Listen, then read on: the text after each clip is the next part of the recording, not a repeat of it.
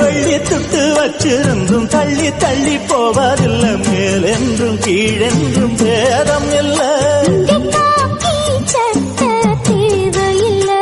ஐயா சொல்லி நம் வேதமே அந்த வானத்தை மிதிச்சவ